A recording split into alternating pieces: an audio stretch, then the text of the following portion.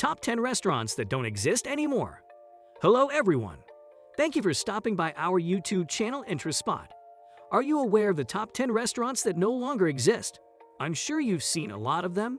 But today, we're going to go over some incredible content. So subscribe now and let's get started with this video. Number 10. Howard Johnson's. Do you recall Howard Johnson's restaurants from your childhood? The well-known road trip essentials provider formerly boasted many locations across the United States. And that isn't the case now. Analyze the restaurant's fate by taking a nostalgic trip down memory lane with your taste sensations. The restaurant franchise, known fondly as Joe's, developed a charm for baby boomers carried by automobile with their older generation parents in the 1950s and 1960s. Howard Johnson revealed that McDonald's had accomplished the same feat. Howard Johnson had more than 1,000 restaurants with the ground round emblem at its heyday.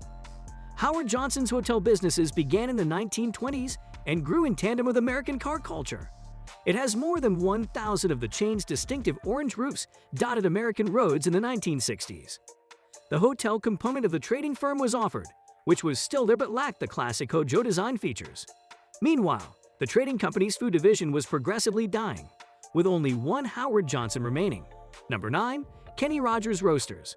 In 1990, country music superstar Kenny Rogers teamed up with his business partner John Y. Brown to create Kenny Rogers Roasters chicken chain, sold to Nathan in 1998. Why did Kenny Rogers Roasters become so popular? After a hepatitis B outbreak in a Pennsylvania restaurant in 2004, the well-known restaurant company removed the emblem.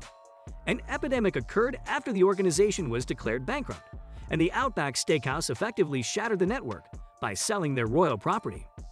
Who bought the Roy Rogers franchises? Marriott sells the Roy Rogers restaurant business to Hardee's for $365 million, including 648 locations. Number 8. Lums. Several well-known eateries were packed every day with hungry patrons. Restaurants like Sambo's, a pancake house, Chi-Chi's, a casual Mexican restaurant, and the original McDonald's are no longer competitive with Delish. Instead, in 1971, it became an unauthorized museum. From 1978 to 1971, two brothers, Clifford and Stuart Perlman, introduced Lums, specializing in hot beer steam pups, to Florida. Shortly later, the Swiss business declared bankruptcy, and Lums stores surrounding the arena were forced to close, putting the company's finances in jeopardy. Lums eventually grew to 500 eateries across the United States. In 2009, the greatest restaurant in Davie, Florida, opened. The restaurant remained operating for 32 years and became a location where people could share their recollections. It was eventually put up for auction, and the 12 employees had to say their goodbyes. The chain's unusual menu and glass door shops made it so well known that it now has 400 outlets in one area. The Perlman brothers subsequently sold the company to Kentucky Fried Chicken for $4 million, and the logo was modified to phase out the Lums, who was last seen in 2009. Number 7. Ponderosa Steakhouse and Bonanza Steakhouse. The mingling crowds in America included Ponderosa and Bonanza Steakhouse, which an egalitarian group now controls. Today, every booth boasts a capacity of fewer than 20 stalls in the United States.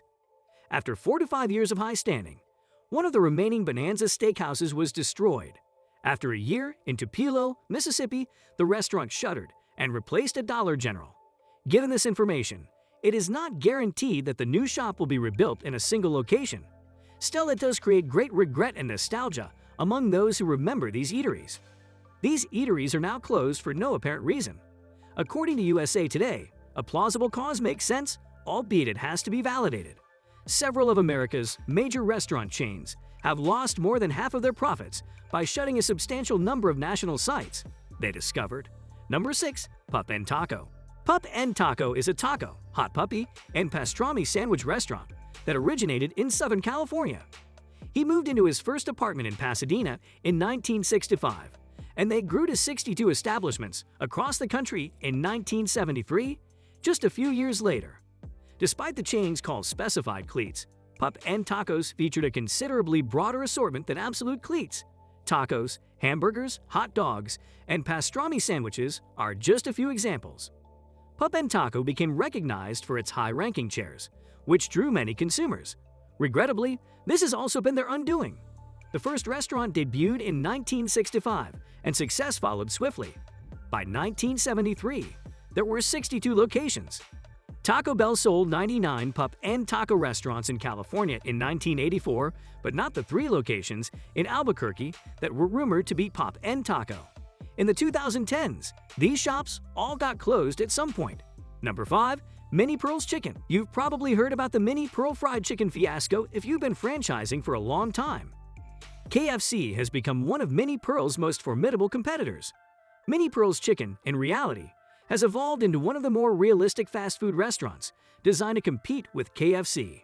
Mini Pearl's Chicken, named after the singer U.S. Pearl, has had over 500 commercial jobs and what now appears to be a cautionary tale in which a family phone call to a restaurant was cheered and softly called. This is how they received the call of businessman John J. Hooker and well-known American singer Minnie Pearl. It goes like this. In the 1960s, a couple of promoters from Tennessee utilized this vocalist to sell fried chicken businesses. After the IPO, the inventory charge soared because they were selling so much and so quickly. Mini Pearls has grown to the point that there are now over 500 Mini Pearls restaurants across the United States.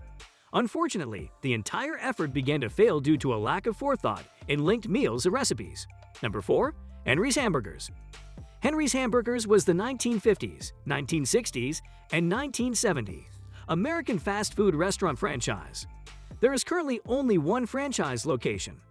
One of the countless McDonald's clones, Henry's Hamburgers became a prominent factor in the 1950s, 1960s, and 1970s.